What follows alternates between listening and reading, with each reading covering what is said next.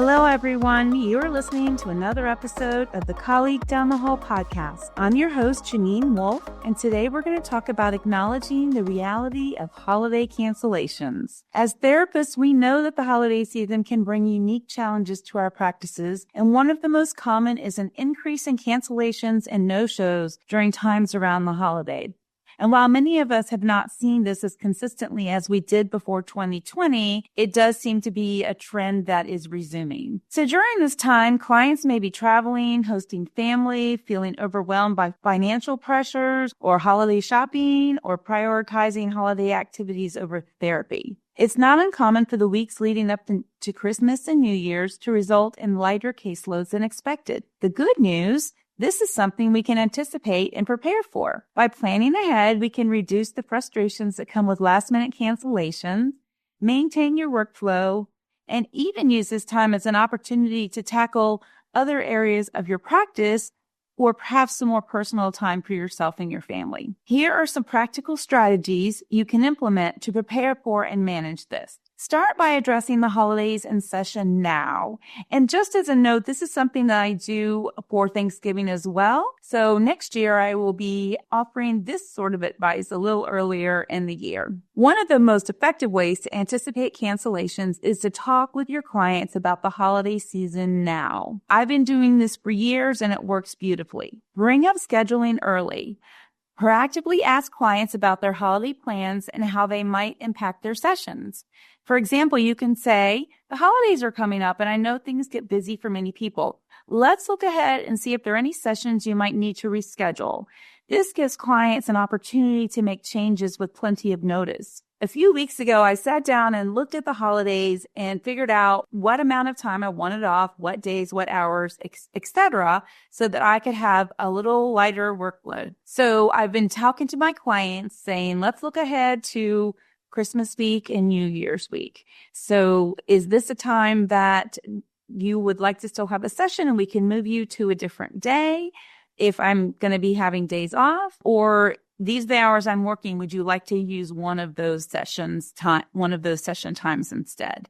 And all of my clients have been very responsive, and they actually appreciate the advance notice to have this conversation since it is such a busy time of year. You also want to reinforce policies. This is also a good time to gently remind clients about your cancellation policy. If you have a late cancellation fee, ensure they understand when it applies. At the same time, decide if you'd like to be flexible during this time or if you plan to hold firm to your boundaries. Whatever you choose, communicate it early. I also like to give the example that it might be a busy time of year, but if you choose to keep your session, that's great. I'll be prepared to see you. But if at the last minute you want to go Christmas shopping or to hang out with a friend, unfortunately, I will need to enforce my cancellation policy. That's also something that I bring up during my intake. Encourage a focus on self-care. The holidays are often stressful for clients, in addition to ourselves, which makes therapy even more valuable during this time. Frame therapy as an essential part of their holiday self-care routine. For instance, you could say, I know this time of year can be hectic, but having consistency in therapy might help you navigate the stress that comes with the holidays. This is especially important for clients who have complex family dynamics that can disrupt their life in many ways. Another way to manage cancellations is to anticipate and adjust your schedule ahead of time. So even if it's not time that you're planning to take time off, you might want to consider condensing those hours so that you don't have one appointment at 10 in the morning and one appointment at 4 in the afternoon, and you have all of that time. If you're telehealth, that's not such a big deal usually, because you're at home, you can do other things, but it's also annoying to have your workday spread out like this. So if you know clients are likely to cancel, in addition to talking to them ahead of time, consider consolidating your caseload into fewer days during the weeks of Christmas and New Year's. Plan blocks of client time. For example, if you normally see clients Monday through Friday, consider moving everyone to just 3 or 4 days during those weeks, or maybe even 2 days during those weeks. That's what I'm doing this year. Let clients know that your schedule will be more limited due to the holidays and ask if they'd like to shift their session time. I also look at my client load and can anticipate those that, for example, have kids who will be home from school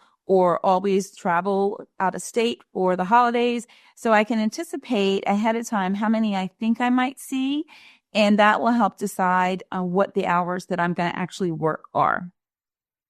Set boundaries. If you're planning to take time off during the holidays, be clear about your availability and let clients know well in advance. Again, this can be part of the conversation about who's going to be there and who isn't. This not only helps you manage your time, but also sets the expectation that therapy won't be available last minute. Of course, we always have clients that need to be seen for one reason or another.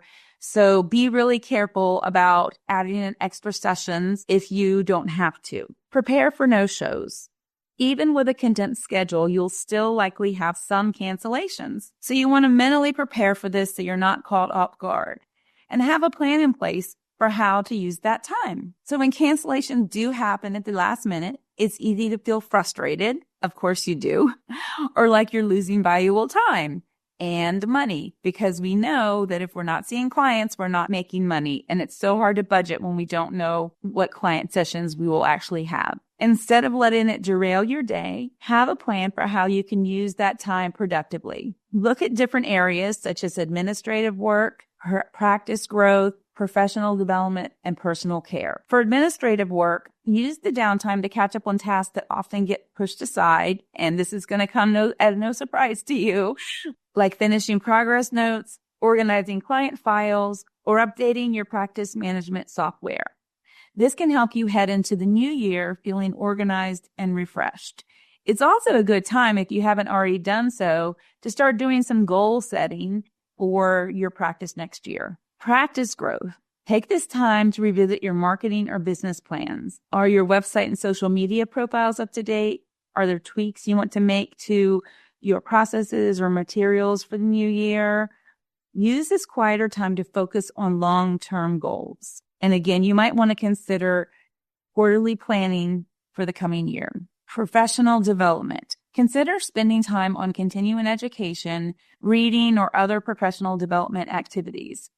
This could be a great opportunity to learn something new or deepen your expertise in a specific area. This is also a great time to go back and listen to some of the Colleague Down the Hall episodes that you've gotten behind on. Personal care. Don't forget about yourself. Use the lighter schedule to rest, recharge, or spend time with loved ones or in some way that is fulfilling and meaningful to you, and restorative as well. The holiday season can be hectic for us too, and it's important to prioritize our own well-being. How many times have we told our clients that the therapists are the worst at following our own advice? Now for some additional ideas for navigating the season. Offer telehealth options. For clients who may be traveling or unable to attend in-person sessions or telehealth sessions, offer telehealth options. For clients who may be traveling or unable to attend in-person sessions, offering telehealth as an alternative can help reduce cancellations. Let clients know this option is available ahead of time. You want to make sure, though, that you understand the rules by your licensing body around where you can see clients. So in the state of Virginia, I can be anywhere, but my clients have to be in the state of Virginia during their session time. Offer holiday-specific sessions. If appropriate, consider offering short-term holiday-specific sessions focused on stress management, mindfulness, or coping skills. This can appeal to clients who may otherwise skip therapy for this time. I also want to add in here that we shouldn't be trying to convince our clients to come. We can give them options so they can understand that while it might be a hectic time of year, there's different ways that we can support them than our usual treatment goals, or bring in some extra resources for those who really are going to be struggling with their time during the holidays in general or during time with family. While it's important to maintain boundaries, some flexibility can go a long way during the holiday season. Consider adjusting your schedule temporarily to accommodate your clients' needs while also balancing your own. So again, that goes back to determining how many clients you think you might see, adjusting your schedule to accommodate those clients, as well as deciding what days and times you might want to take off from work. And if you have followed my advice with past episodes and you have a financial fund to put aside for personal leave, that would be a great time to dip into this. So if you have time that you have money set aside that you can use for sick leave, vacation time, holiday leave, don't feel guilty about using that because that's why you have that fund to begin with. And you want to track patterns for the future. As you navigate this season, take note of trends in your practice. Which week saw the most cancellations? Which strategies worked best?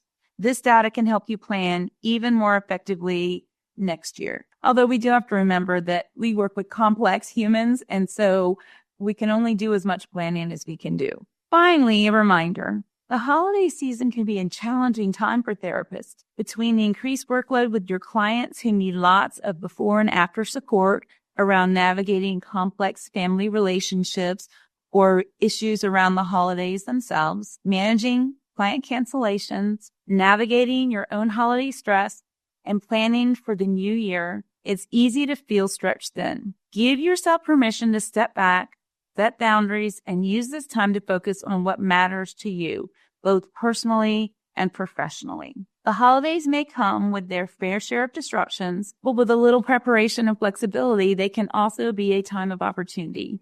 Whether that's connecting more deeply with your client, tackling your to-do list, or simply giving yourself the gift of rest, this season can work for you. So for all of you hardworking therapists out there, and I know there are so many of you, please remember our work is hard, but it doesn't have to be lonely.